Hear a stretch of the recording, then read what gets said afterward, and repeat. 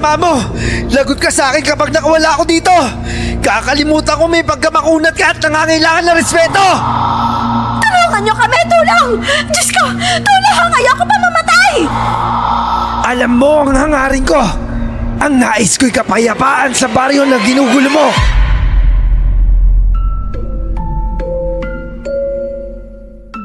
Minsan kung kailan sa tingin mo wala ng pag-asa pero kumakapit ka pa rin, pagbibigyan ka pa rin ito. Hindi mo akalain na minsan, ang akala mo katapusan mo na, maliligtas ka pa pala. Magandang araw po pala sa mga kayanggaw dyan at sa mga ganap na aswang na ngayon. Lalong-lalo na po sa ating hari at reyna na si Miss Clar at Sir Jay. Napapansin kong laganap na ang virus ng Yanggaw sa kahit saang lugar. Kaya talagang congratulations sa 3 channel ninyo, Miss Clar. Kahit saan na lang kasi ako magpunta, boses nyo talaga ang naririnig ko. Kaya kung maere man ang kwentong ito, sa simula pa lang po nito ay maraming salamat na agad. Isang karangalan ang maging bahagi ng channel ninyo ang kwentong ito, na tungkol pa sa karanasan ng 2 lolo ko. Gagamitin ko na lang ang point of view ni Lolo Rocco dito para mas malinaw. Ako nga po pala si Julian. At ito, ang kwento ng 2 lolo ko. Bago ko po simulan ng istorya, huwag kalimutang mag-subscribe bilang suporta sa ating channel.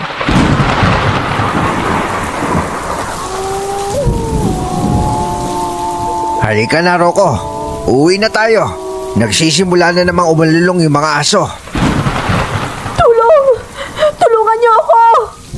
Oh, ano yun? Tulong! Tulungan niyo ako! Maawa kayo! Huwag kayong lumapit mga aswang!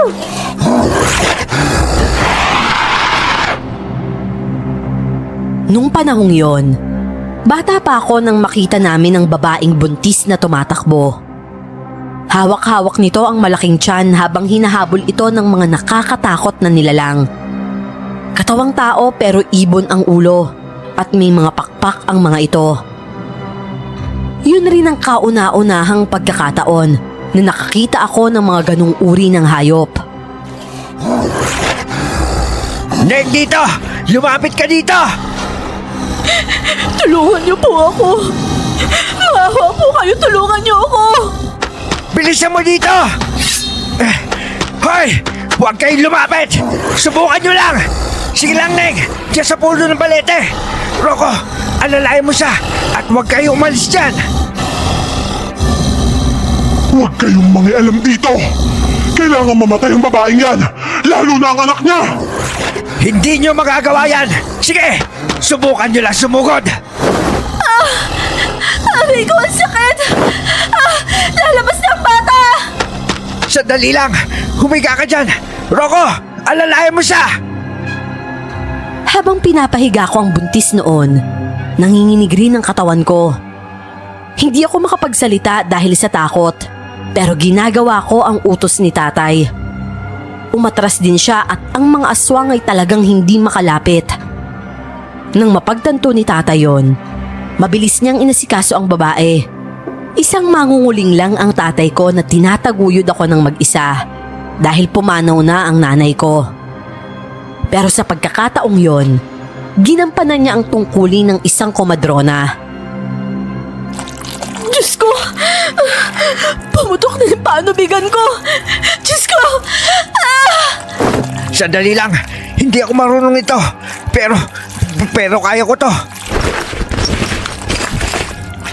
Lalabas na siya! Ayun na! O sige lang! Hinga lang na malalim! Natatakot ako! Natatakot ako! Huwag kang matakot! Nandito ako! Rocco, hawakan mo siya! Singhap at pagtango lamang ang nagawa ko noon. Pero ang luha ko talagang rumaragasa sa takot. Malakas na napasigaw ang babae sa kanyang pag-ire at halos kapusing ako ng hininga sa sobrang komplikado ng sitwasyon.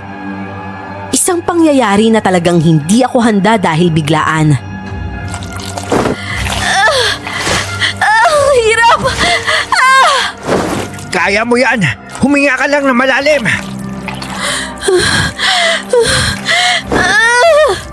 O eto, 1, 2, 3, ire! O saya na, malapit na. Isa pa, hinga pa ng malalim. Ayan na! Lalabas na siya! 1, 2, 3, sige! Sige, ilabas mo! Oo! Oh, nagawa ko! Lumabas siya! Diyos ko, maraming salamat! Binigyan mo ko ng tapang! Maraming salamat ho! Hindi pwedeng mabuhay ang batang yan! Umalis na kayo! Umalis na kayo! Iligtas niyo ang anak ko! Hindi! Lahat tayo aalis! Dadalhin ka namin sa bahay! Hindi na ako aabot. Marami akong sugat. Gusto ko lang mabuhay ang anak ko. Papatayin siya ng mga aswang. Kumalma ka muna! Hindi nila makukuha ang bata dito! Diyos ko, kulang tayo ng gamit! Puputulin ko lang yung pusod niya sandali ah! Matapos putulin ni tatay ang pusod ng bata, hinubad niya ang damit niya at binalot rito. Ako naman, nakasiksik sa puno ng balete at iyak lang ng iyak. Hindi ako nagsasalita kahit pa ilang beses akong kinausap ni tatay. Sa takot ko ay parang nawalan ako ng kakayahang magbuka ng bibig. Dagdag pa nun dahil ilang sandali lang, habang abala si tatay sa pag-aasikaso ng sanggol, biglang nanahimik ang babae. Neng! Ayos ka lang ba dyan? Ano? Tulog ka na kagad, Neng? Neng! Diyos ko! Bakit ka naman nananahimik dyan? Ibigay mo sa amin ang bata! At bakit ko naman gagawin yon? Ibigay mo na siya sa amin para wala tayong problema! Ano bang problema niyo sa batang to? Anong meron sa kanya at gusto niyo sa patayin? Gagawin niyo pagkain ha? Hindi mangyayari yon. Neng, itong anak mo. Neng, Neng, Diyos ko. Bakit hindi ka na gumagalaw, Neng? Bakit parang hindi ka na humihinga? Neng, gumising ka. Neng, huwag ka naman ganyan oh. Hindi pwedeng iwan mo sa akin yung batang to. Neng, Diyos ko naman.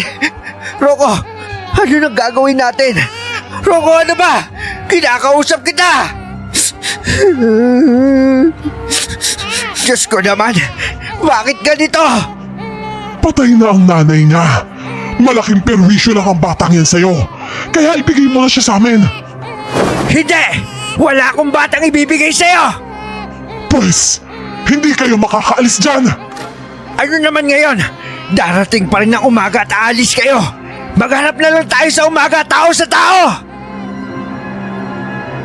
Hindi nakalapit ang mga aswang sa puno ng balete kahit naghintay silang umalis kami roon. Doon na kami sa puno na lipasan ng gabi. At kinabukasan, talagang patay na ang ina ng bata. Hindi na tuloy namin ito nakilala. Kahit pangalan nga nito hindi na naitanong ni tatay. Inuwi namin sa bahay ang bata at nalaman ng mga taga-amin ang nangyari sa ina nito. Napagdesisyonan ng mga tao na bigyan ito ng maayos na libing at malapit yon sa balete. Para sa mga tao, nakakahiwaga ang pagkatao ng bata dahil hinahabol ito ng mga aswang at pinanganak sa mismong puno ng balete. Hindi simpleng bata lang ito, Bining. Iba siya, lalo na't pinanganak siya sa mismong puno ng balete. Hindi malabong may basbas ang batang ito ng mga gabay na katulad namin. Wala man ito sa mga gabay namin, pero hindi natin alam sa pamilyang pinanggalingan niya. Sinasabi niyo po ba na baka may dugo siyang albularyo? Na pinipili ng gabay. Ang mabuti pa iingatan mo itong bata. Umalis kayo at pumunta sa lugar kung saan mas ligtas siya. Doon sa lugar ko, pwede doon. Dahil sa sinabi ni Lola Simang, umalis nga kami noon. Lumipat kami ng bayan na sakop pa rin ang probinsya namin sa lugar ni Lola Simang. Pinangalanan ni tatay ang bata bilang si Bimbo. At sa lugar na nilipatan namin, doon na ako nagbinata. At ang bata ay doon na rin lumaki kasama namin. Naging maayos ang buhay namin noon ng tatay ko kasama si Bimbo. Nakapag-aral siya at ang tatay ko naman ay ganun pa rin ang trabaho. Isang mangunguling. Alam ni Bimbo na namatay ang nanay niya at alam niya ring hindi kami magkapatid. Pero palagi naming pinaparamdam sa kanya na mahalaga siya. Bimbo, tawagin mo na si tatay sa labas. Kakain na tayo. O sige po, kuya. Tay! Tay! Kakain na po tayo, tay! Oo, nandyan na ako. Papasok na.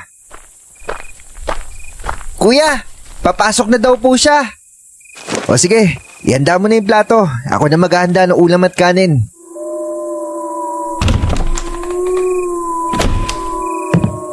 Ay, nako. Ayan na naman sila. Subukan lang nila pumasok na makatikim sila sa mga tao dito. Ngayon na ba ulit yung mga aswang, tay? Oo, pero hayaan mo. Hanggang tanaw lang yung mga yan. Sa tingin mo, tay, sila pa rin kaya yung aswang na nagbanta sa atin dati? Hindi ko alam, Rocco eh. Pero kung sila man yon, handa naman tayo. Kung sa bagay, sa bakuran pa lang hihinto na sila eh. Tara na po, kain na po tayo. Malapit nga kami sa mga tao. Pero ang bahay namin ay nasa pinakalikod mula sa kalsada. Lumipat lang kasi kami kaya sa parting yun kami nakagawa ng bahay noon. Pero punong-puno ito ng mga pangontra. Dahil sa bakura namin, may mga pinatulis na kawayan kaming pinag-cross sa bakod bilang proteksyon. Maya-maya naman, nawala na ang alulong ng mga aso. Pero hindi pa rin kami nagbigay ng pansin.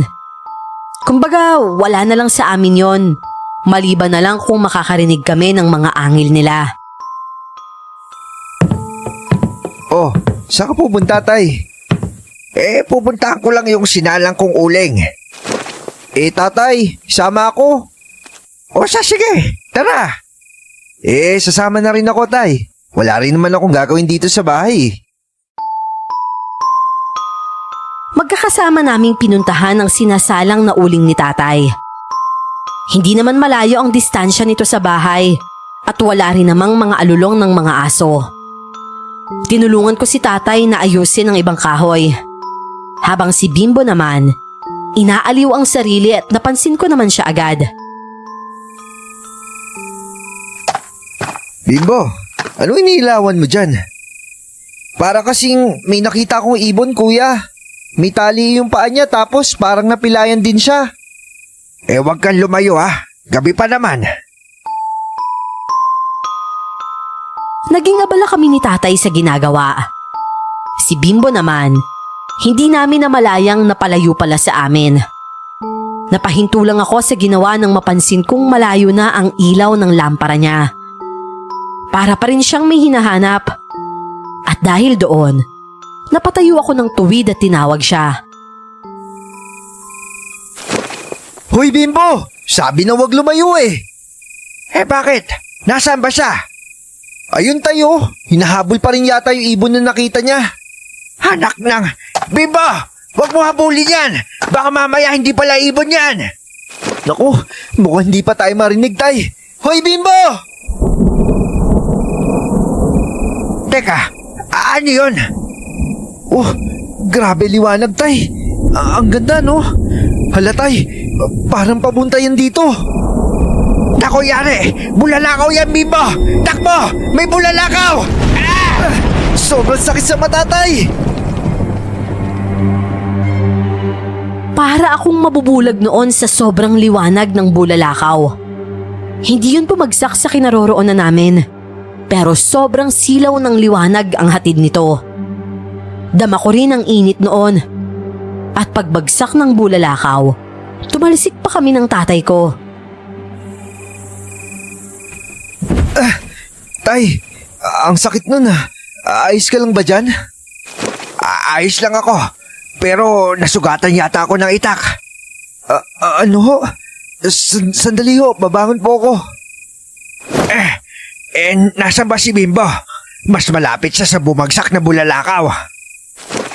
Naku, oo nga pala. Sandali, ito na, tatayo na ako. Hoy, Bimbo!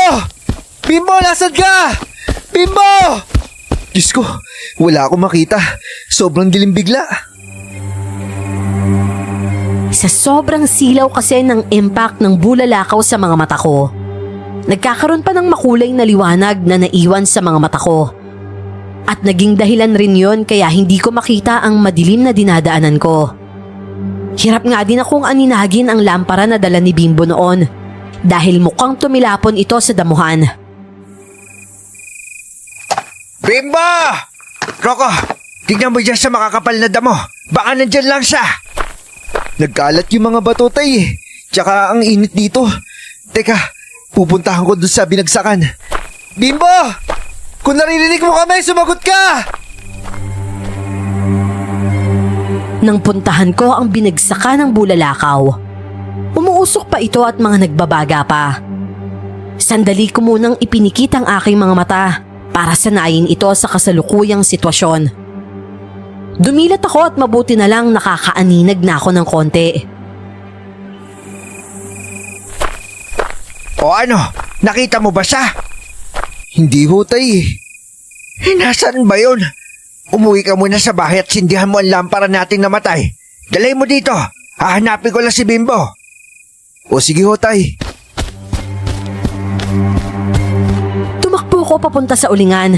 Hinanap ko ang lampara. Sobrang dilim, kaya halos ilapit ko ang mukha ko sa lupa para lang may makita. Maya-maya naman, may mga nagsidatingan ng mga tao na may mga sulurin at nakita ako ng mga ito na hinahanap ang lampara. Anong nangyari dun sa liwanag na dumaan, Rocco? Dinig namin may sumabog din ah. May bumagsak na bulalakaw, Chang. Buti hindi sa amin tumama. Pero tumalsik po kami. Nako naman oo nga, Diyos ko. Pero anong hinahanap mo dyan? Yung lampara po namin, Chang. Namatay po kasi. Hinahanap din po namin si Bimbo kasi hindi po namin siya makita. Tinatawag namin pero hindi sumasagot. Ano? Bakit? Mas malayo ba siya sa inyo? Opo medyo napalayo po siya. Tutulungan na kita sa paghahanap dyan. Saan ba kasi yun banda? Dito lang po yun, malapit sa ulingan. Teka, iilawan ko. Oh, ito pala Chang, maraming salamat ha. Nako, natapon pa yata yung gas nito. Marami ba? Hindi naman po, kaunti lang. Chang, pasindi na nga rin po ako. Ay, sige, ito. Paano kung natamaan talaga yung batang yun? Diyos ko naman, kawawa naman. Kayo dyan, tulungan nyo nga si Bining na hanapin ang bata. Baka natamaan yun at nahimatay Naku, sana naman hindi. May mga nauna nang papunta sa binagsakan ng bulalakaw. May iba rin na nagkalat para hanapin si Bimbo. At nakausap pa ng mga ito si tatay. Hindi naman nagtagal ang paghahanap namin. At nakita rin agad si Bimbo na walang malay. Bimbo! Bimbo, Diyos ka! Ano? Ayos ka lang ba? Tay, nakita mo na siya? Mabuti naman at nahanap mo na. Ay, Diyos ko po. Ano? Kumusta siya? May sugat siya dito sa tagiliran. Ang dami niyang dugo. Tsaka may sulog din yung damit niya. Ano, tay? Pero buhay pa siya, tay, di ba? Oo, buhay siya. Tara na, Rocco. Uuwi tayo sa bahay para magamot siya. Oo nga naman. Teka, baka matulungan siya ni Aling Simang. Isang albularya si Aling Simang. Siya ang albularya na sinamahan kami noon para makaalis sa una naming tinitirhan. Lugar niya kasi ang pinuntahan namin. Dinala namin sa bahay si Bimbo at may punit ang damit niya sa bandang tinamaan. Labis kaming nag-aalala ni tatay noon. Lalo na si tatay na ginupit na lang ang damit niya. Oh, tinawag niyo na ba si Aling Simang? Oo, tinawag na. Mamaya-maya ay nandito na yon. Maraming salamat sa'yo. Tay, parang may nakapaloob sa sugat niyo. Oh. Abay, oo nga, ano? Ano naman yan? Buti sa bungad lang pero kahit na, masakit pa rin yan. May bato kasing parang tumama sa tagiliran ni Bimbo at hindi na naalis roon. Doon kami mas natakot sa kalagayan niya. Mabuti na lang at dumating agad si Lola Simang at may kasama pa itong manggagamot. Ang manggagamot na yon, siya ang nag-alis ng bato sa sugat ng bata at ginamot ito. Sa gilid naman ng sugat niya, halatang sunog ang balat ni Bimbo roon na mas nagpadurog pa ng puso ko. O ano, ayos po ba siya? Hindi po ba siya mapapaano, Manang? Mabuti na lang talaga't hindi dumiretso sa loob ng katawan niya. Ano ba ang batong yan? Piraso ng bulalakaw? Hawakan mo ito, Bining. Pag-aralan natin mamaya kung ano ang batong yan. Baka naman kayamanan yan. Siyempre galing sa bulalakaw. Abay baka pwedeng ibenta. Sigurado akong may dahilan kung bakit napunta ito sa bata. Huwag niyong ibenta ang bato na yan. Isa pa sa problema noon, dahil parang pinagkakainteresan pa ng mga tao ang batong yon. Tinago lang ito ni tatay sa bulsa sa harapan ng lahat. Pero pasimple siyang lumapit sa akin at nilagay sa kamay ko ang bato. Kinuha ko naman ito at nilagay sa bulsa ko. Nang magamot na si Bimbo at huminto na sa pagdurugo ang sugat nito, hinayaan lang namin itong matulog. Hanggang sa kinabukasan, nagising ang bata pero nilalagnat. Tay? Bimbo, anak? O ano? Kamusta ka? Maayos na ba yung pakiramdam mo? Gising na siya, Tay? Oo, maghanda ka muna na makakain, Rocco. O sige ho. Tay, masakit po yung tagiliran ko. Tsaka po yung ulo ko.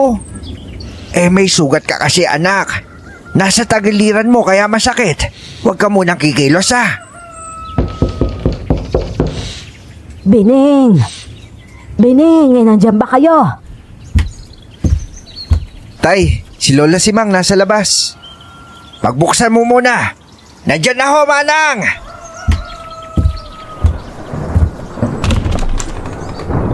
Magandang umaga ho, Lola. Magandang umaga rin. Kamusta si Bimbo? Gising na ba siya? Opo, kaso masakit daw po yung sugat niya. Nilalagnat pa po siya. Halika ho, pasok ho kayo. Ay, nakoy, salamat naman. Oh, Manang, magandang umaga ho. Magandang umaga rin. May mga bumisita ba sa inyo dito ngayong umaga? Wala naman po. Bakit po? Mabuti naman kung ganon. May dala-dala akong inuming gamot para kay Bimbo. Pagkatapos niyang kumain painumin niyo siya para kahit papano ay makapagpahinga siya sa sakit. Oo nga pala, may isa pang rason kung bakit ako nandito. Kaya natanong ko agad sa inyo kung may bumisita na ba sa inyo dito o wala. Bakit ho? May pupunta po ba dito mamaya? Hindi naman sa may pupunta. Ang totoo kasi niyan, dahil sa batong hawak ninyo ngayon, baka pagka-interesan kayo ng ibang tao. Pero kung sa bagay, maraming bato pa naman doon sa pinagbagsakan ng bulalakaw. Ang iba nga nandoon na ngayon, naghahanap ng mapapakinabangan. Bakit po, La? Ano po meron sa bato? Ang bato na tumama kay Bimbo ay isang mutya. Mutya ho? Oo, mutya ito ng bulalakaw at mukhang para talaga ito sa bata. Kaya ang bato na ito, ibigay ninyo sa kanya at hayaan niyong siya ang magtangan nito. Tulad ng sabi ko at ng ibang albularyo noon, may kakaiba sa kanya. Ang mutya ng bulalakaw na yan, may kakayahan rin itong magpagaling ng sakit. Subukan niyo sa sugat niya ngayon. Ipahawak niyo ang bato kay Bimbo. Yun din ang ginawa namin. Pinahawak ni tatay ang bato kay Bimbo at hinayaang magpahinga pagkatapos kumain. Umalis din noon ang matanda dahil yun lang naman talaga ang pakay niya sa amin. Medyo nakakagulat lang malaman na mutya pala ang bato na yon at medyo kabado nga kami. Malaki kasi ang posibilidad na habulin kami ng mga tao kapag nalaman nilang mutya pala yon. Nung hapon naman, umalis si tatay para asikasuhin ang uling niya. Muntik na niya itong makalimutan. Mabuti na lang naalala niya agad bago ulit ito abutan ng dilim. Ako naman noon, naiwan sa bahay para bantayan si Bimbo.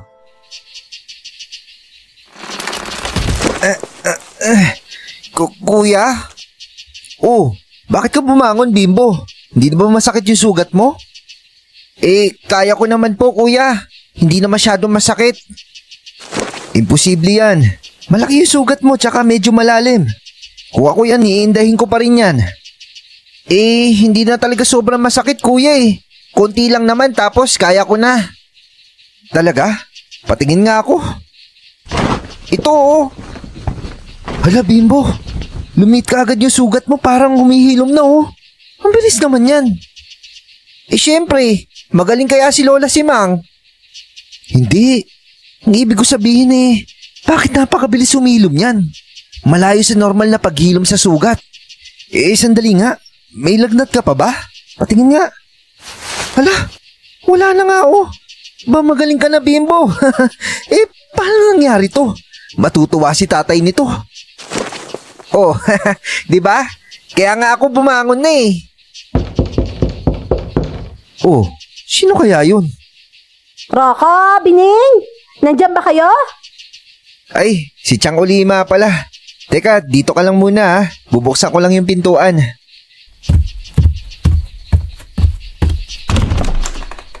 Oh, Chang, napadalaw po kayo. O ano, magaling na ba si Bimbo? May sugat pa rin po siya pero wala na siyang lagnat. Nilagnat siya? Opo, kagabi nilagnat siya pero galing po dito si Lola Simang kanina eh. May pinainom siya kay Bimbo, kaya ngayon po wala na po siyang lagnat. Mabuti naman kung ganon. Oo nga pala. Nasa inyo pa ba yung bato na nakuha nyo kay Bimbo? Po? Bala ko kasi sanang bilhin, kahit pa mahal. Bakit naman ho? Kasi parang kakaiba eh. Bilhin ko na lang kahit mahal. Para naman may pera kayo, hindi ba? Nako. Napag-usapan na po namin ni tatay na hindi ibebenta yung bato kahit kanino. Tsaka hindi naman po yung ginto eh. Alaala lang po namin yun sa bulalakaw na tumama kay Bimbo. Abay ayaw niyong magkapera. Naku, wag na ho, Chang Olima. Nasa na ba ang tatay mo? Malay mo naman gusto niyang ibenta pala tapos ikaw hindi. Nasa ulingan po yun. Puntahan nyo na lang po siya. Sige. Umalis siya noon at ako naman ay napapailing na sinundan siya ng tingin. Huminga ako ng malalim at bumalik kay Bimbo sa loob. Nadatnan ko siyang hawak ang bato na yon at tinitigan ito ng maigi na parang punong-puno ng kuryosidad ang isip. Umupo naman ako sa tabi niya at kinuha ang bato sa kamay niya. Tinitigan ko ito ng maigi. Hindi siya ganun kapino hawakan, pero bilog ito at parang holen lang. May pagkaitim na may halong konting pula ang kulay nito. At may kabigatan rin ng konti. Mutya daw to, sabi ni Lola Simang. Tapos dapat palagi itong nasa iyo ha. Iba nga rin po yung nararamdaman ko sa bato na yan, kuya eh. Pakiramdam ko, matapang ako. Lagi ka naman matapang, di ba? Iba naman yung ibig ko sabihin eh. Ngayon kasi, mas matapang lalo yung pakiramdam ko. Hindi ako natatakot kahit naaalala ko yung bulalakaw na tumalsik na nagpatalsik sa akin kagabi. Hindi ko naramdam yung takot na nararamdaman ko noon. Oo nga pala yung tungkol sa bulalakaw kagabi. Mas malapit kasi yun sa'yo eh. Nakita mo ba siya nung malayo pa lang? Oo naman kuya. Sa una nga parang magkahalo na kulay berde at asul eh. Tapos sa huli, unting-unting naging dilaw. Hanggang sa naging puti. Tapos ayun, wala na akong makita kasi ang liwanag ng sobre eh. Bumagsak na lang yung malapit sa akin at nawalan ako ng malay nang may tumama sa aking bato. Sa tingin ko talaga noon, totoo ang sinasabi ni Lola Simang na mutya talaga ng bulalakaw ang bato na yon. Dahil sa sinabi ni Bimbo na epekto nito. Pagdating naman ni tatay galing sa ulingan, tulad ko ay natuwa at nagulat din siya sa mabilis na paggaling ni Bimbo. Pero nagkwento rin siya tungkol kay Chang Ulima na gusto raw nitong bilhin ang bato sa mahal na halaga. Buti hindi ka pumayag, Tay. Hindi naman kasi pera yung problema natin eh. Madali lang kitain yon. Pero ang proteksyon, mas mahalaga sa atin yon. Malay natin may dahilan, di ba? Kung bakit napunta sa katawan ni Bimbo yung mutya ng bulalakaw. Panghahawakan natin yon. Oo nga naman, Tay. Oo nga pala, Bimbo. Akin na yung bato mo. Gumagawa ko ng lagayan yan. Ito, kwintas para hindi maalis yan sa katawan mo. Aba, ayos yan, Tay ah. Mas maganda po yan para hindi mawala sa akin yung bato. Ingatan mo yan ah. Lalo na para maging protection pa yan kahit sa sakit. Malay natin, dahil sa mutya na yan, hindi mo na mararanasan magkalagnat ulit. Ito po tayo, at pangako po, ingatan ko po palagi yan. Medyo may problema lang tayo sa mga tao. Dahil maraming interesado sa bato. Halata kasi ang pinagkaiba nito sa mga batong nandun sa binagsakan. Tulad ng inaasahan, kinabukasan ulit ay may bumisita na naman sa amin para kumbinsihin na ibenta sa kanila ang mutya sa mahal na halaga. Pero paulit-ulit kaming umaayaw. Sa pagkakataong ring yon, gumaling na ng tuluyan si Bimbo at marami ring nagtaka sa mabilis niyang paghilom. Bukod doon, napapansin ng lahat ang pag-iba ng bata. Naging mas seryoso ito, naging mas mapagmatyag, at parang mas naging wais pa. Sige na naman, Bimbo. Gusto mo ba ng magandang laruan? Bibilhin ko yun para sa'yo. Kapalit lang yung bato. Bukod doon, bibigyan pa kita ng malaking pera. Hindi naman po ako naglalaro ng laruan pambata eh. Kasi naman, paano ka maglalaro kung wala ka namang laruan? Puro naman pag-e-ensayo sa laban ang ginagawa sa'yo ng tatay mo eh.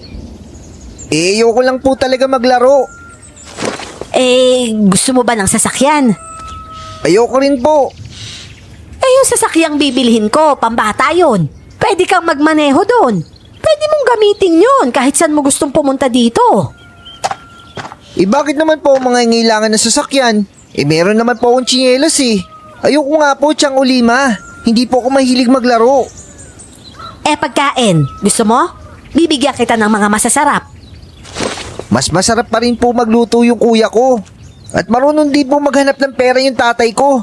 Basta po, Chang Ulima, hindi ko po ito ibibenta o ibibigay kahit kanino. Sa akin na po ito binigay ng bulalakaw, kaya sa akin lang po ito. Napangiti ako sa sagot ni Bimbo kay Chang Ulima. Napabuntong hininga na lang ang ginang dahil sa hindi niya kayang kumbinsihin ang bata.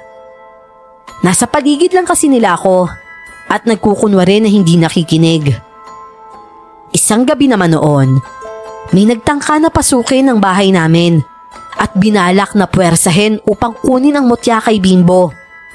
Ngunit hindi sila nagwagi dahil bata pa lang ang kaharap nila. Natalo na sila nito. Ay nako, mga tao talaga. Parang hindi naman nila alam kung paano mo pinalaki si Bimbo, Tay. Talaga naman may kakaiba kasi kay Bimbo. Kahit na pinalaki ko yan, na tinuruan kung paano mambugbog ng mga masasamang nilalang, hindi pa rin siya mananalo sa mga taong yon. Akalain mo nga naman tatlo sila laban sa isang bata. Kahit ako mahihirapan ako sa kanila eh. Pero si Bimbo, iba siya. Iba siya ngayon. Sinasabi mo ba, Tay, yun yung epekto ng mutya? Sa tanang buhay ko, ngayon lang ako nakakita ng mutya. Tapos sa bulalakaw pa. Pero hindi lingid sa kaalaman ko ang kakayanan nito. Nagbibigay nga talaga ito ng karagdagan lakas at kaalaman sa may tangan nito. Bukod dun mas poprotektahan nito si Bimbo laban sa masasamang nilalang. Tulad ng laman lupa, engkanto o di kaya aswang. Kahit barangin ng batang yan, hindi yan tatablan. Paano ho siya poprotektahan ng mutya laban sa aswang, tay? Ayon kay Manang Simang, malalaman na may tangan kung aswang yung kaharap niya o hindi. Ibig sabihin, ligtas yung lugar natin? Kasi wala pa naman sinasabi si Bimbo na may aswang dito eh. Hindi lang natin alam, Rocco.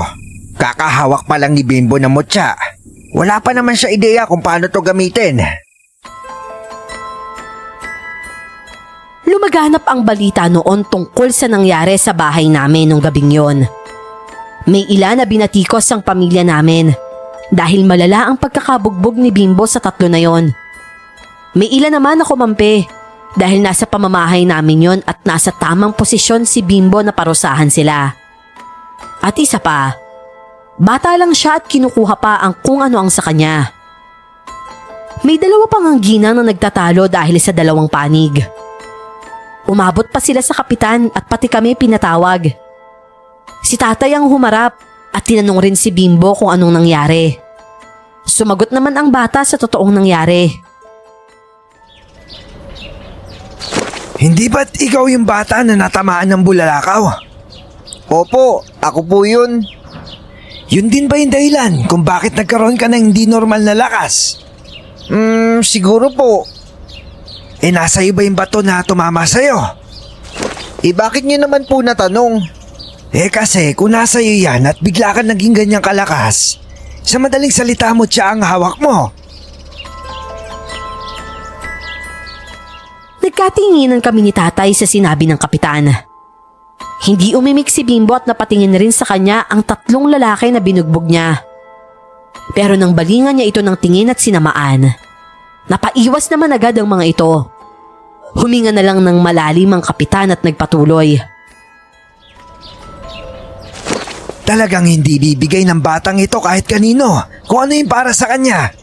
Kapag pinilit nyo, masasaktan na kayo. Kaya huwag nyo nang pilitin dahil ang bagay na ito hindi ninakaw. Kaya naman pala kahit anong aloko sa mga bagay-bagay kay Bimbo ayaw niya. Dahil mutya naman pala. Ay nako, pasensya ka na Bimbo ha. Kung alam ko lang na mutya pala yan hindi na sana kita binalik-balikan para kausapin. Hindi mo rin kasi sinabi Baka kasi kapag sinabi ko, baka pag-interesan mo pa ganun din naman. Hindi rin yan gagana sa akin. Sa'yo lang yan gagana. Osa, dahil malinaw na sa lahat, kayo naman na nagkagulo, magbati na kayo. Kasalanan ng tatlong ulupong na ito kung bakit sila nabugbog.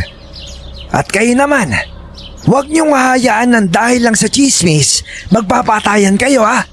Hindi nga nagsumbong itong tatlong nabugbog tapos kayo nag-aaway.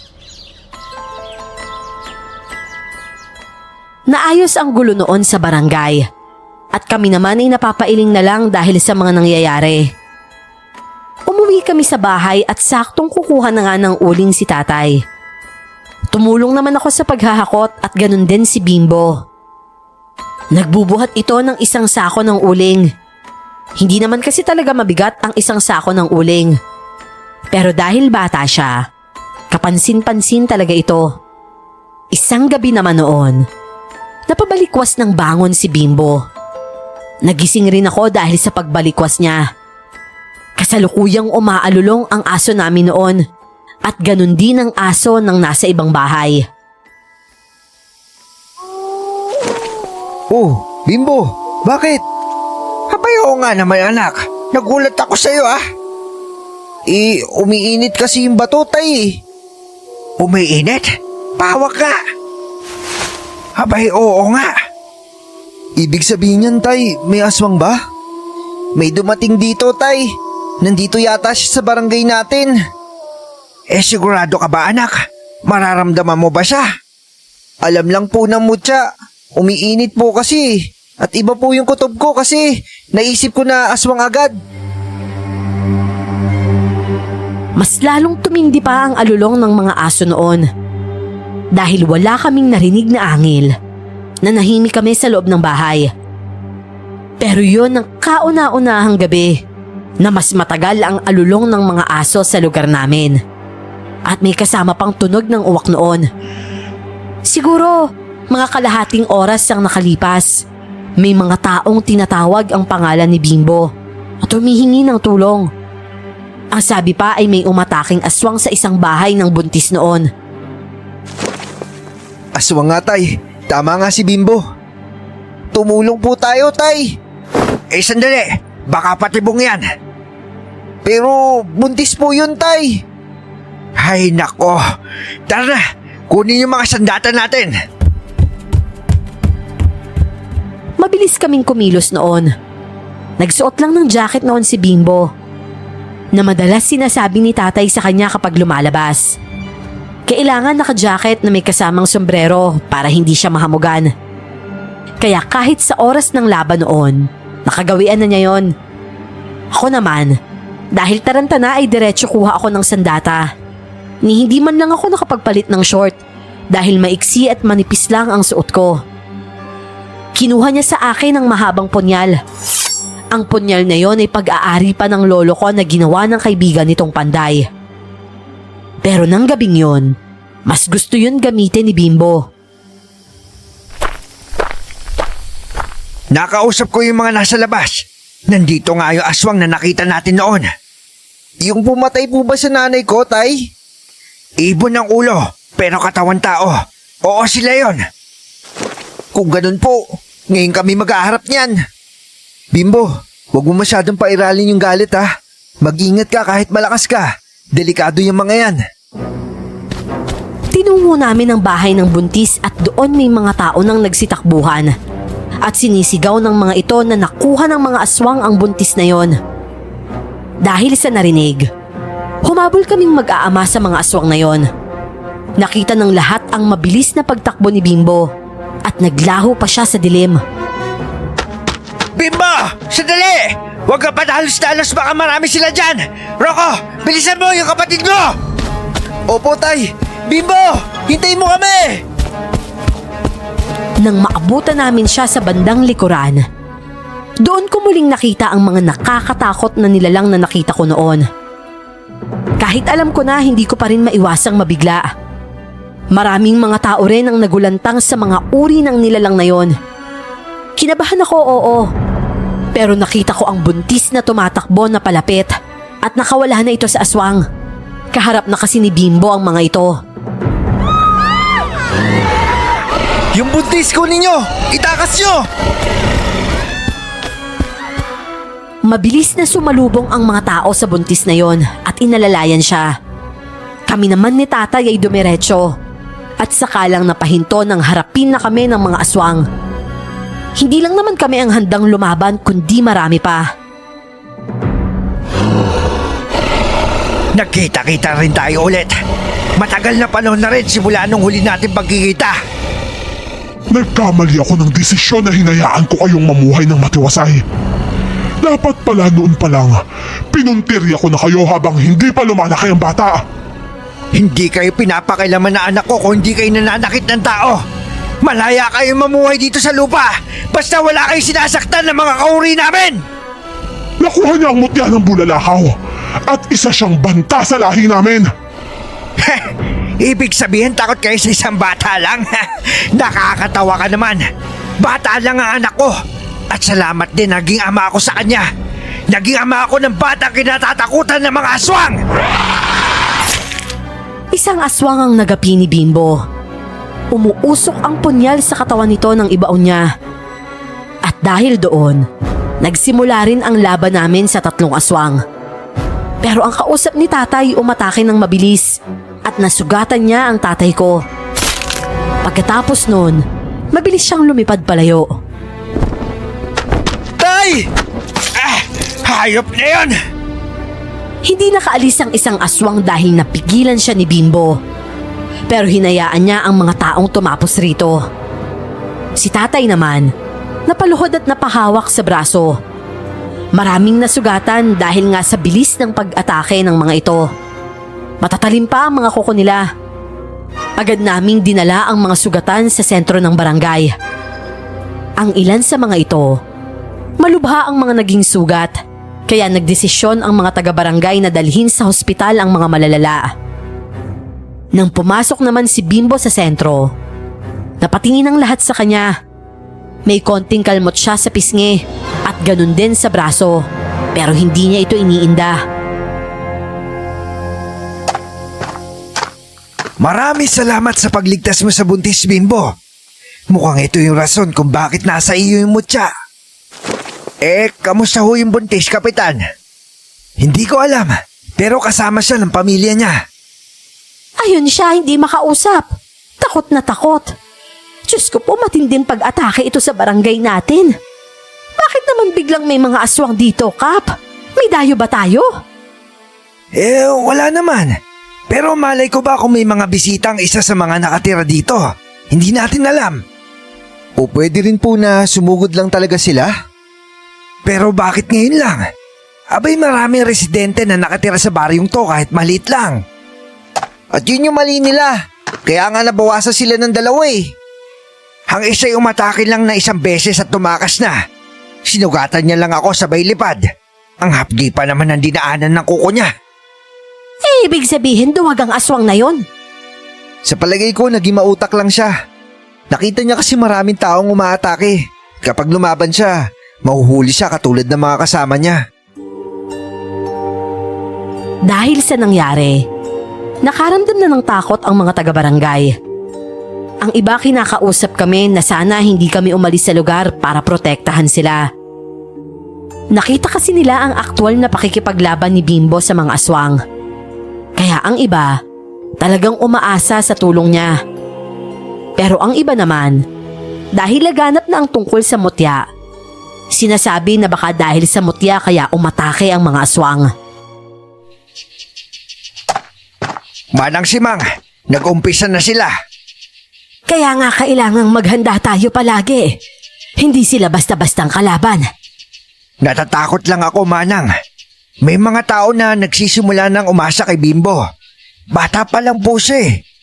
Paano kung dahil doon, mas lalo siya mapahamak? Imbis na umiwas kami, mas lalong umaharap siya. Hindi naman kakayanin ng bata ang sandamakmak na aswang na yon. Paano mo ba siya pinalaki, Bining?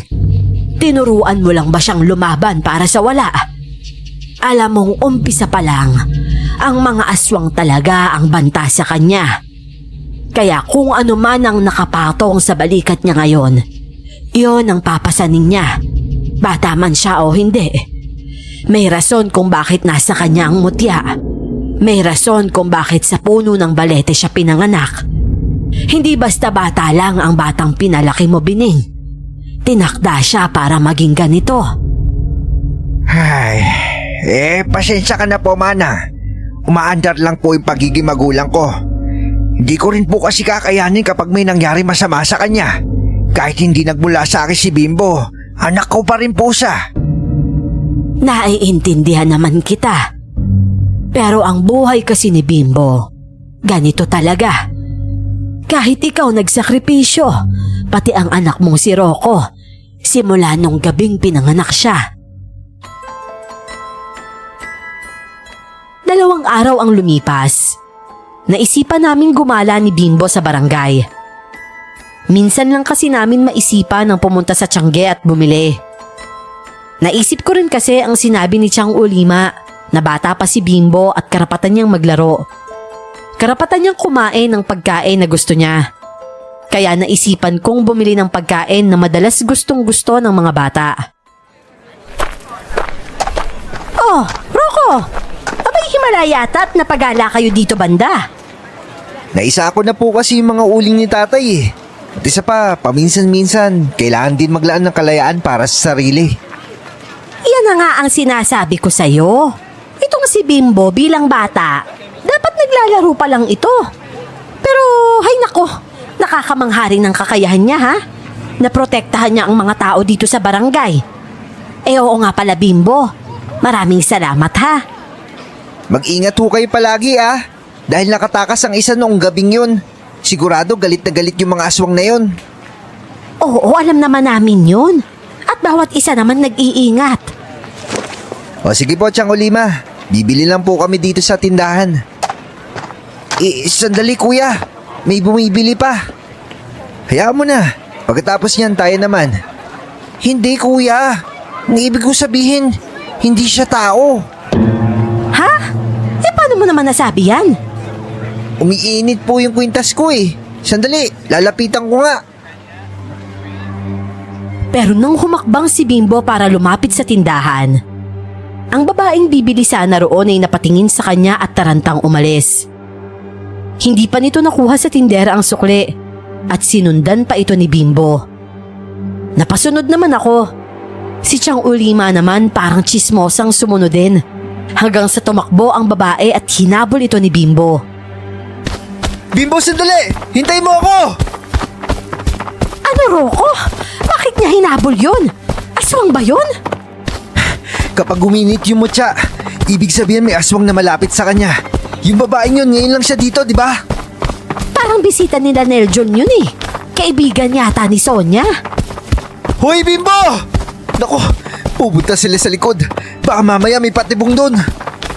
Napakabilis naman niyang tumakbo. Teka nga, at hinihingal na ako. Pero ako noon, tuloy lang sa pagsunod kung saan patungo si Bimbo. Hindi rin huminto si Tiang Ulima hanggang sa nakarating kami sa magubat na bahagi at doon banda sa merong sapa. Hindi ko na naabutan si Bimbo roon. Nawala na siya sa paningin ko. Tawag ako ng tawag sa kanya pero walang sumasagot.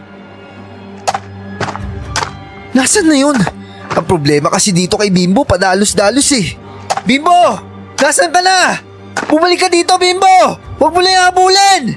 Ay naku, pasaway talagang bata yan. Bimbo! Tara na, umuwi na tayo! Hanapin tayo ni tatay! Kakainis talaga. Agad akong natumba nang makaramdam ng matigas na bagay na tumama sa ulo ko. Agad akong nahilo at damang-dama ko agad ang mabilis ng pagkawala ng ulirat ko.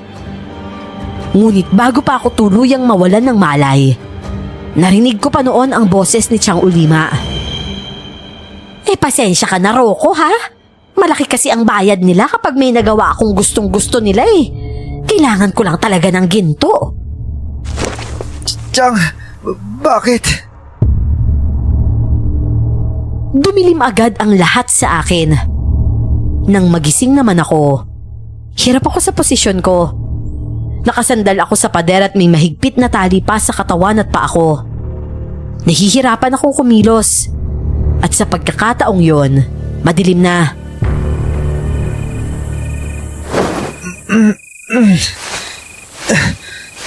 Teka, nasan ako? Tsaka, bakit ako nakatali? Hoy! Hoy! Pakawalan niyo ako dito! Tulong! Tulungan niyo ako! Nasaan pa ako? Ano bang lugar to? Ang pader na sinasandalan ko, gawa sa mga puno ng kahoy. Nakapalibot yun lahat at walang bubong sa ibabaw. Pilit kong inaalala agad ang tunay na nangyari. Hanggang sa sumagi sa isipan ko ang ginawa sa akin ng kasama kong ginang kanina. Si Tiang Ulima. Oo, siya may gawa sa akin ito. Tiang Ulima! Traitor ka! Napakasama mo! Lagot ka sa akin kapag nakawala ako dito! Kakalimutan ko may pagkamakunat ka at nangangailangan ng respeto!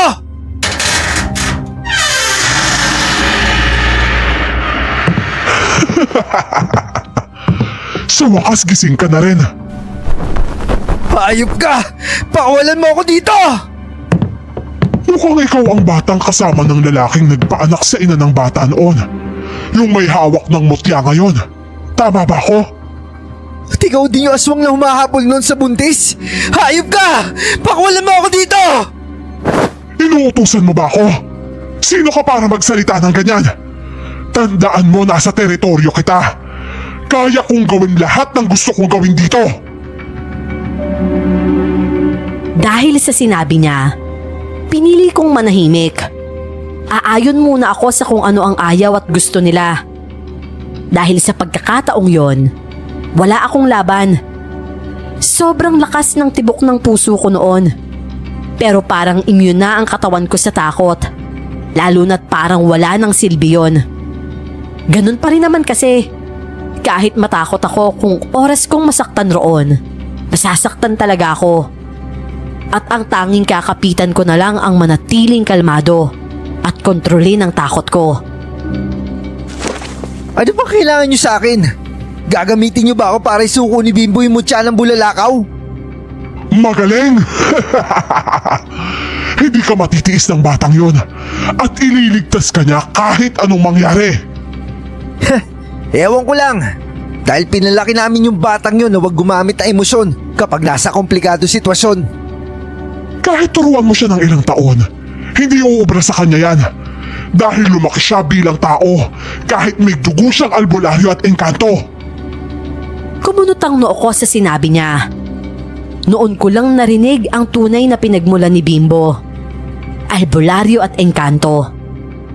Inasahan ko na ang pagkakaroon niya ng dugong albularyo. Pero hindi ko inasahan ang pagkakaroon niya ng dugo ng engkanto. Napapatanong pa ako sa sarili ko noon na pwede pala yun. Kalahating tao at kalahating engkanto. Natahimik ka yata. Hindi mo ba alam?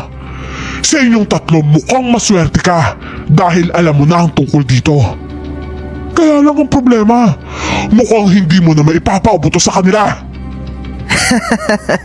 Kaya pala takot kayo sa kanya eh. Isang hamak na bata lang, pero buong angkan nyo kinatatakutan siya. Pasalamat ka dahil mahaba-haba ang pasensya ko ngayon. Dahil kung hindi, baka napatay kita agad. Mag-ingat ka sa pananalita mo! O sige, hindi na ako magsasalita. Tama yan. Sumunod ka sa lahat ng gusto ko para hindi mapaaga ang pagpanaw mo.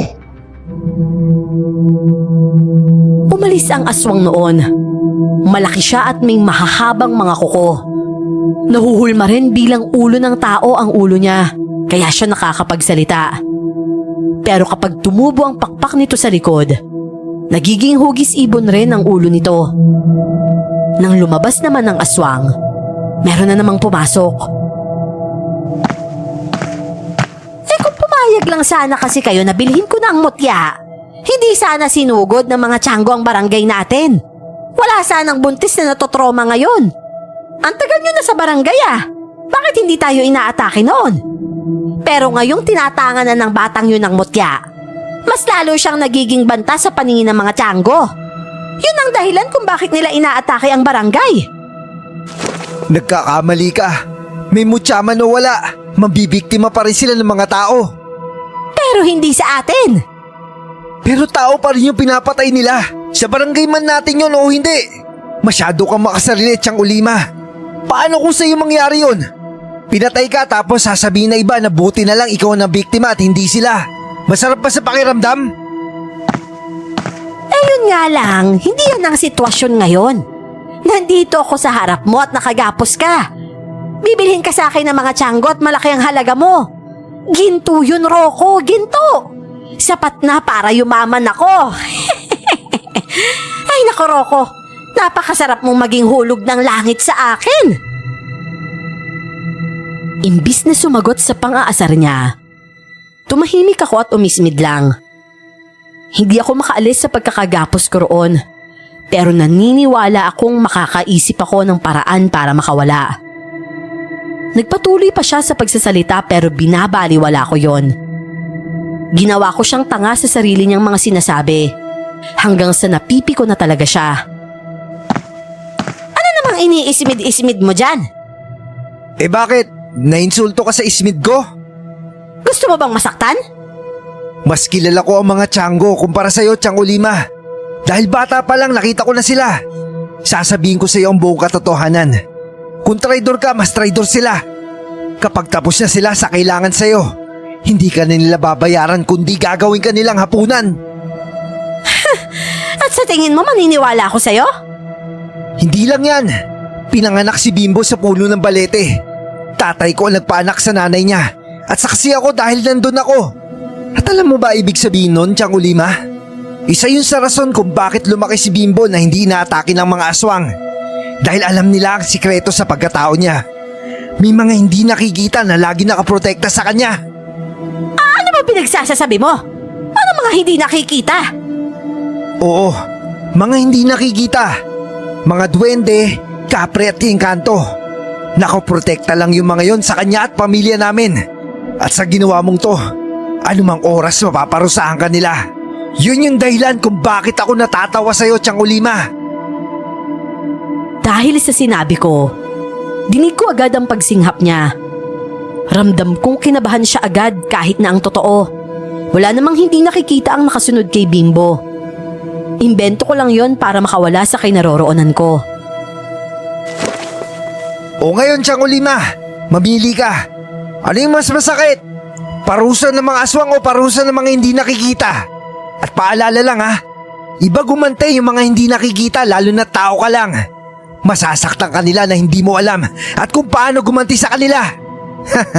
Pero ang aswang, kahit papaano naman makikita mo sila kaya makakalaban ka pa.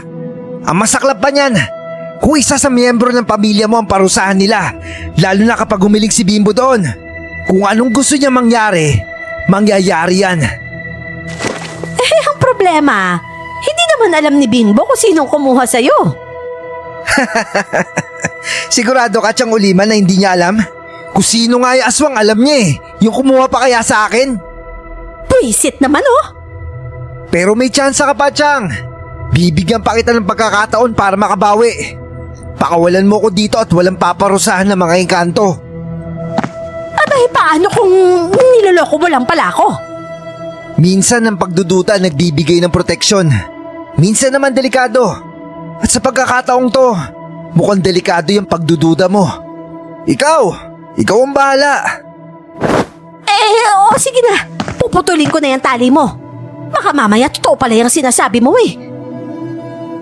Lihim akong napangiti nang alisin niya ang tali sa katawan ko. Nang maalis na ito, agad akong tumayo at sabay kaming lumabas. Sumama na siya sa akin sa pagtakas, kesa naman sa magpaiwan siya roon na wala na ako. Nang makalabas kami, mas alam niya ang daan kaya sumunod ako. Masyadong malayo pa ang lugar namin. Nasa ibabaw pa kasi kami ng bundok at mabilis lang kaming tumakbo pababa. Abay talagang pinagkatiwalaan ka ng mga aswang ah. Wala talagang bantay sa akin, ikaw lang? Eh dahil naniniwala nga sila na hindi ko sila tatraidorin. Eh ngayon, kapag nalaman nila ang ginawa ko, mapoprotektahan mo ba ako ha?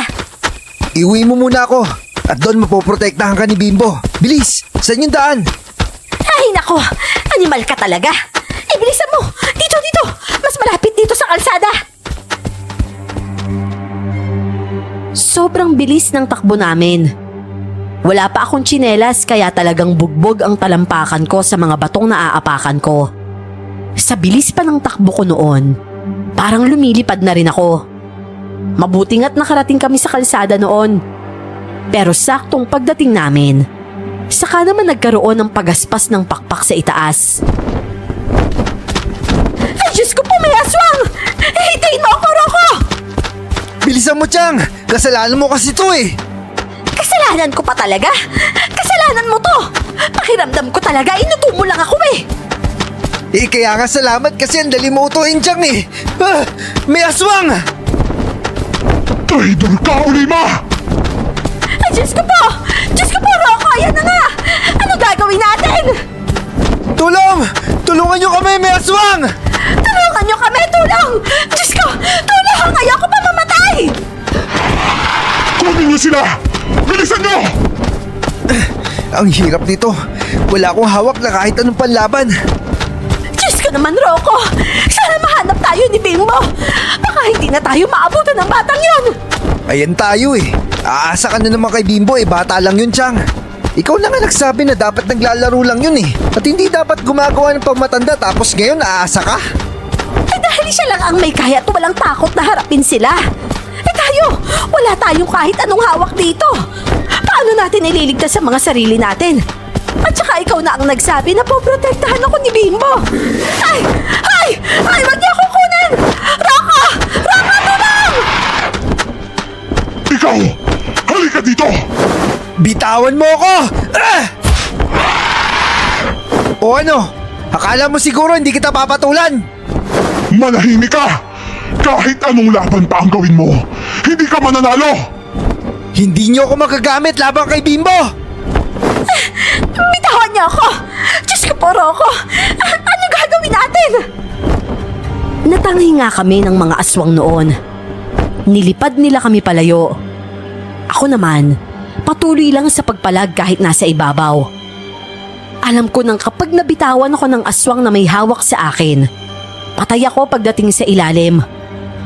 Humagulhol sa takot noon si Tiang Ulima. Nakaramdam rin ako ng awa sa kanya sa kabila ng ginawa niya sa akin. Dinala nila kami sa ibang lugar at mas malayo yon sa barangay namin. Napagod lang ako kakapalag at pinili na lang din na manahimik. Nang ibaba nila kami, dinala kami nito sa tila malaking bahay sa liblib na lugar. Yun lang ang bahay roon at gawa sa simento. Pasok sa loob! Leche naman kamalasan to. Walang katapusan. Nakatakas na nga, nahuli pa. Manahimik ka! Tinikom ko ang bibig ko. Tikom na nang aasar na lang. Pride na lang talaga ang meron ako noon. At mangpilosopo na lang ang kaya kong gawin. Para kasi sa akin, kung mamamatay man ako roon, mas maigi na ang mainis ko muna sila. Kesa naman sa namatay kang takot at walang laban. Katulad na lamang ni Tiang Ulima na iyak ng iyak, tapos panay pa ang reklamo sa akin na pareho naman kami ng sitwasyon. Muli kaming kinulong sa isang silid. Pero hindi na kami nakagapos noon. Kampante lang sila dahil walang bintana na madadaanan roon. At isa lang din ang pintuan at nakalak ito. Ano nang gagawin natin, Rocco? Ano pa? Di maghihintay na kamatayan. Ano maghintay ng kamatayan? Ayoko pang mamatay, no? Makipagkasundo sa mga aswang pagpapakamatay yun. Ayaw mo bang mamatay pero handa ka magpakamatay para lang sa pera? Ay nako, Tiang. Ginigigil mo lang ako eh. Pero teka, tignan mo yun oh. Doon sa taas, Tiang. Ano namang meron dyan? Kita mo yung parisukat na yan sa kisame? Kapag binuksan natin yan, pwede tayo dumaan dyan. At paano naman tayo makakadaan dyan? Hindi ako nakasagot agad sa tanong niya dahil nga mataas pa rin yon. Nagpalinga-linga ako sa paligid, pero nakakita ako ng mabigat na parang desk roon. Mahirap yun itulak, at yun ang pinagtulungan namin para itapat sa mismong attic na yon. Ako ang pumatong roon, at nang sinubukan ko itong abutin at itulak sa taas, nagulat ako dahil natulak ko ito at bumigay. Kapag mahal ka nga naman ni Lord oh. Ay naku, Rocco! Naku, bukas siya! Sige, itulak mo pa! Alisin mo! Sandali lang naman, Tiang. Baka kasi marinig tayo. Hindi nagtagal ay naalis ko yon at pinasok sa loob ang takip nito. Sinubukan kong umakyat at nagawa ko nga. Nakapasok ako sa taas at sobrang dilim naman roon. Hirap na hirap akong aninagi ng banda roon.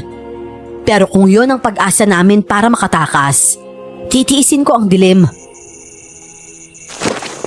Rocco! Huwag mo akong iiwan dito, ha?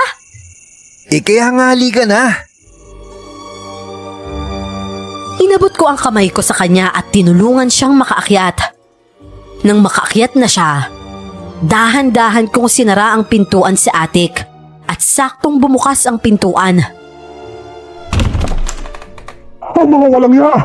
Nakatakas sa mga bihag! Hanapin niyo! Naku, patay tayo dyan. Anong gagawin natin, Rocco? Hindi pa nakakaalis ang mga yon. Bantayan niyo ang bawat labasan ng bahay. Abangan niyo sila doon. Bilisan niyo! Ang dulas talaga ng dalawang yun. Lalo na yung lalaki. Dinig namin na nagsilabasan ang mga aswang noon. Pero hindi ko narinig ang pagsara ng pintuan. Dahan-dahan kong binuksan ang takip ng attic at sumilip ako sa baba. Napangisi ako nang makitang bukas nga ang pinto. Bumaba naman kami roon ng sobrang ingat na ingat. Sumilip muna ako sa pintuan kaliwat kanan at napagtanto kong walang mga tao roon. Tara, Tiang. Wala bang aswang? Wala, basta sumunod ka lang sa akin. Lumabas kami ng kwarto at bawat parte na pwede naming pagtaguan, ginamit namin para makalipat-lipat ng pwesto. Naririnig pa namin ang usapan ng iba. At ang sabi nila, nasa loob pa raw ng bahay ang amoy ng dugo namin. Kampante silang hindi kami makakatakas doon. Pero pansin ko rin sa sitwasyon namin na kung kailang dihado na ako, saka ako nabibigyan ng pagkakataon na makatakas kahit sa katiting na paraan lang. Nasa bandang itaas kami, ngunit nakarinig naman ako ng usapan sa baba na talagang makakapagbigay ng atensyon. Magandang gabi ho, Pinuno. Aba, mukhang may dala kang regalo ah. Naisahan ko siya habang hinahanap niya ang anak niya. Nauto ko siya at ngayon heto na ang alay ko. Sana tumupad ka na sa usapan natin, Pinuno. Huwag kang mag-alala. May isang salita ako. At nasaan yung bata? Kasalukuyan siya nakasunod sa amin. Alam ko kasing ililigtas niya ang kapatid niya at tatay niya. Kaya sinadya ko ipahalata sa kanya na kinuha ko ang tatay niya. Maaari niyo na siyang salubungin, Pinuno. Bakit parang boses yun ni Cap? Boses nga niya yun. Pareho pala kayong halangang bituka, Chang. Ang pinagkaiba niyo lang kasakiman niyo sa'yo. Yung sa kanya kaligtasan ng baryo. Ang saklap lang kasi mukhang nakuha niyo yung tatay ko tapos parating pa si Bimbo. Agad na narinig ko noon ang mga senyales na may mga aswang na umalis. May iilan din na naiwan upang hanapin kami at bantayan ang kapitan at si tatay na sa palagay ko ay walang malay. Pero nang makaalis ang mga aswang at konti na lang ang natira, siguro mga 5 minuto ang nakalipas, may narinig agad akong umatake sa mga ito. Bining! Ngayon na! Sige! Salamat, Kap! Ano? Nagpapanggap lang si Kap? Tay! Hanapin mo si Kuya! Bimbo? Si Bimbo nandito na! Akala ko pa naman. Akala ko wala ng pag-asa eh. Ang talino talaga ng kapatid ko. Tara na, Chang! Bumaba na tayo! Umakyat si tatay noon sa hagdan kaya nakita ko siya agad. Tuwang-tuwa siya noon pero may umatake na aswang at hinarap niya ito. May hawak siyang kampilan pero may kinukuha siya sa bewang niya. Hindi nagtagal ay nakita kong buntot pagi yon. Hinagis niya yon papunta sa akin. Lalo na't sa pagkakataong yon, may aswang na papalapit. Sigaw ng sigaw si Chang Ulima noon at patalon-talon pa sa sobrang pagkataranta. O ito, gamitin mo, Rocco! Maraming salamat, Tay! Nandiyan na sila, Rocco! Bilisan mo! Oo nga, Chang, pero bitawan mo ako para makakilos ako na maayos! Aray ko! Mabutit na abutan pa kita! Paano ka ba nila nakuha? Kasalanan to ni Chang Ulima eh. Pinukpok niya ako sa ulo at may sugat pa ako. Tapos ibebenta niya pa ako sa aswang. Ano? Pasensya na pero... Pero buti na lang tayo, uto-uto siya kaya nauto ko. Nandiyan na sila, Rocco! Inatake ulit kami ng aswang pero sinalubong ko ito ng buntot pagi. Umusok ang katawan nito sa epekto. Ngunit hindi pa ito nagpatinag at tinalunan pa ako. Napaatras na napasigaw ng mas malakas pa si Chang Ulima. At ako naman, napatalon din paatras para hindi matumba kapag nahawakan ito. Mabilis kong hinampas ulit ito ng buntot pagi at sinundan pa ng ilang ulit hanggang sa ito ay bumigay. Baba na agad, Rocco! Kailangan natin lumabas ka agad! Oo! Chang, sige na, bilis!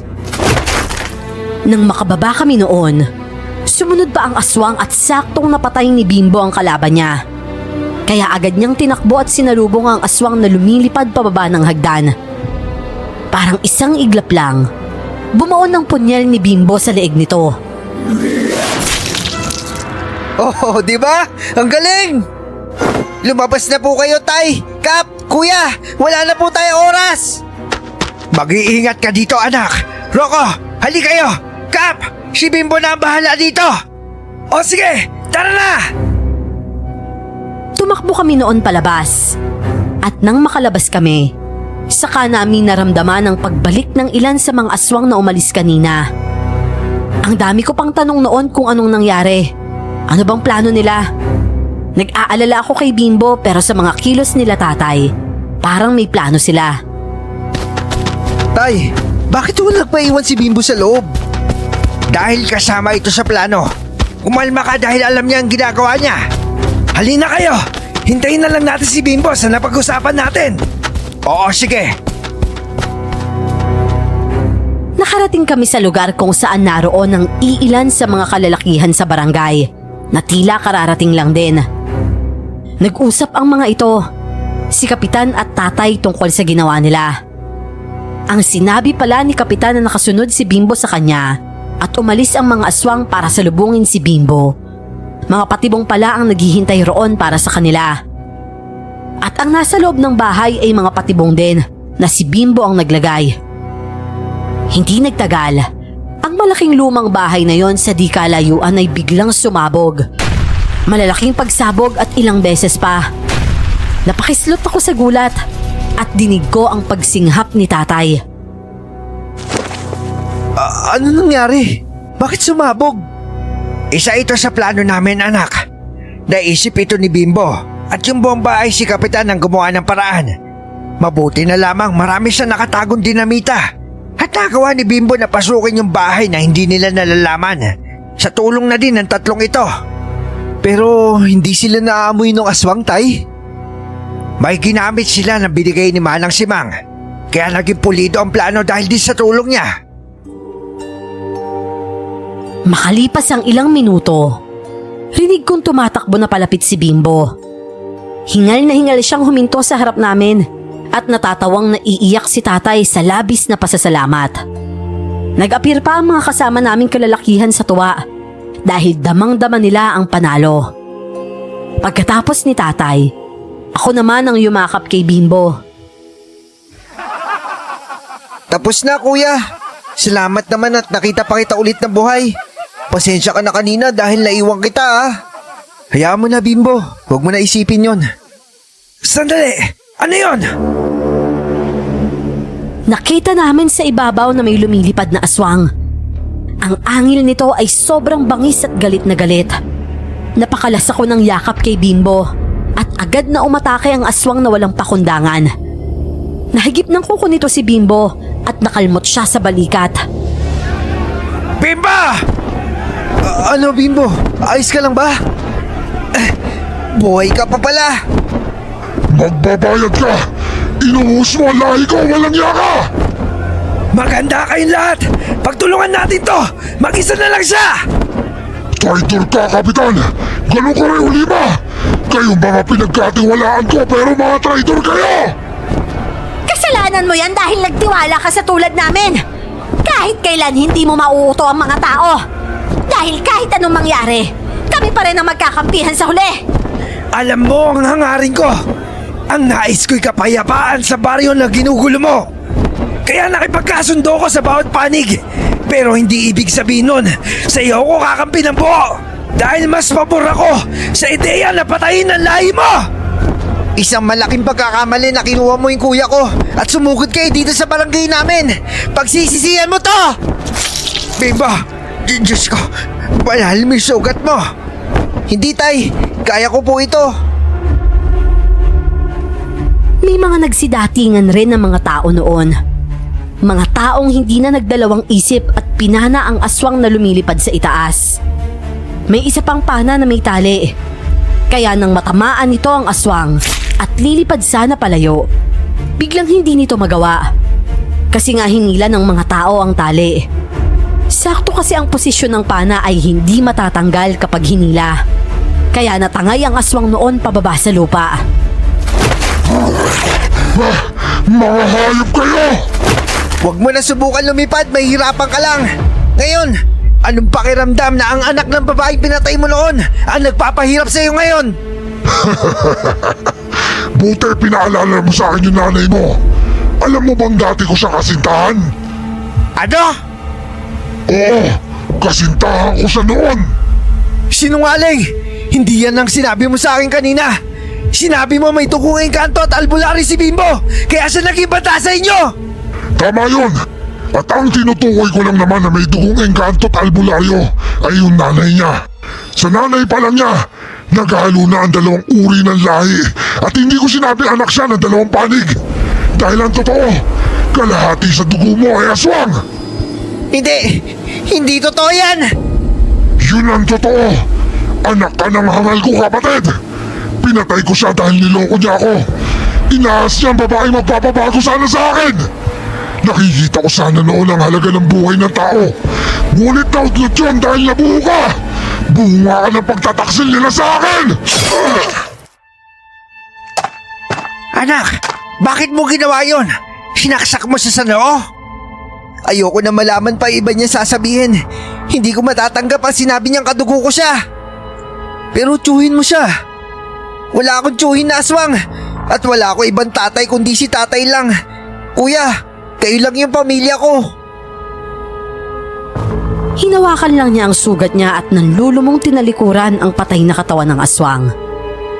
Natapos ang laban ng gabing yon at kumpirmadong wala nang natira sa mga aswang na yon. Wasak na rin kasi ang malaking bahay ng mga ito dahil sa pagsabog. Nang makauwi kami sa barangay namin, sinalubong kami ng mga taong atat makarinig ng balita. Tapos ang mga sugatan naman agad na ginamot. Isa na doon ang sugat ko sa ulo. Tapos na ang laban. Ubus na ang mga aswang. At maraming salamat sa ginawa ng isang batang bayani natin. Kundi dahil sa kanya, siguro bukas at sa mga susunod pang taon, baka mamuhay pa rin tayo sa takot. Talagang itinakda ang batang ito para mapuksa ang lahi ng mga aswang.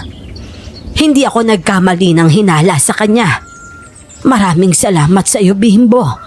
Napakalaking bagay itong nagawa mo para sa amin. At dahil dyan, malaya ka nang harapin ang tunay na buhay ng isang bata, Bimbo. Pasensya ka na kung marami kaming sumandal sa iyo. Kahit na napakadelikado ng sitwasyon na yon, imbis na ikaw dapat ang sumandal sa amin. Hindi ko rin po itong magagawa kung hindi dahil sa inyo. Lalo na po sa ginawa ni Tatay at Kuya Rocco na habang lumalaki ako, hinahasa nila ako para maging matapang. At syempre sa proteksyon na binigay sa akin ni Lola Simang. At higit sa lahat sa iyo po, Kap. Malaking bagay po ang pagsuporta sa akin para maisagawa yung plano. Syempre, hindi ko din po nakakalimutan yung ginawa na iba dito. Ang walang takot na sumama sa akin at nagtiwala na kaya natin to. Dahil sa tapang at tiwala, nanalo po tayo. At ako naman humihingi ng pasensya sa inyong lahat. Ako ang nagsilbing mga mata ng aswang dito para iulat sa kanila ang ginagawa ni Bimbo. Nagtrabaho ako sa kanila para sa pera. Sinaktan ko pa si Rocco dahil sa kayamanan na inaalok nila sa akin. Naging sakim ako sa kaginawaan at nakagawa ako ng pagkakamali sa ibang tao. Kaya ngayon pinagsisisihan ko lahat ng nagawa ko. Pasensya na kayong lahat. Ngunit sa uli, pinili mo pa rin yung tama, Chang. Niligtas mo pa rin ako kahit inutakan kita ng konti. Pero syempre, pasalamat pa rin ako sa'yo. Dahil kinalagan mo ako ng tali kahit alam mo madadamay ka kapag nalaman ng mga aswang yun. Maraming salamat ho. Gusto ko rin manumbat sana uli, Ma. Pero tama ang anak ko. Mas gusto ko rin tignan ang desisyon mo niligtas mo siya. Maraming salamat sa'yo. Tsaka huwag ka mag-alala. Wala namang perpektong tao. Lahat tayo nagkakamali. Ang tanging magandang gawin na lang sa pagkakamaling yon, huwag ulitin. Sa ngayon po, Miss Clar, ang lugar namin ay wala na talagang kaaswang-aswang. Wala nang natirang aswang sa lugar namin. Hindi na talaga sila ramdam sa barangay. Hanggang dito ko na lamang po tatapusin ang kwento ng aking Lolo Rocco at Lolo Bimbo. Maraming salamat po, Miss Clar, sa pag-ere nito. Ako po muli ito, si Julian. Lubos na gumagalang.